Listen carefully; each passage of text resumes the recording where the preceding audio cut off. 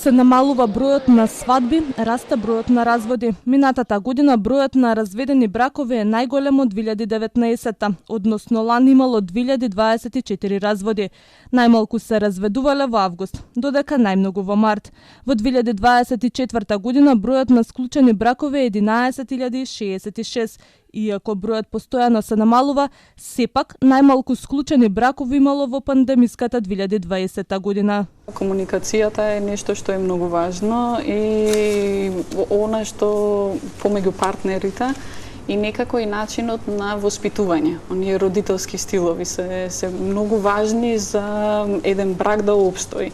Сега, дали тие понатаму би функционирале или дали тие понатаму би успеале да го износат тој, затоа што бракот е некако работа постојана, не е за секогаш дадено.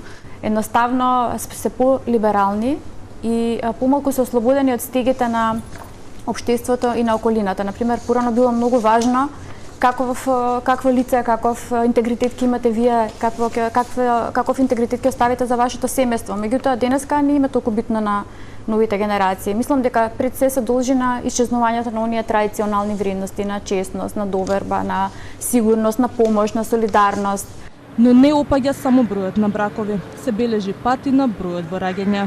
Младите сакат послободно се, така на едно дете се одлучуваат, може и не едно, сакат да бидат повеќе слободни, некако понапред по 5-6 деца до 4. Секој различито одлучува тоа.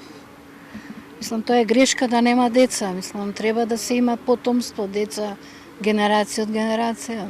Статистиката покажува дека бројот на живородените деца во 2024 година е намален за 4% во споредба со минатата година. Лани имало 16.061 живородено дете. Ако пак се погледне пред 10 години, сликата е уште поалармантна.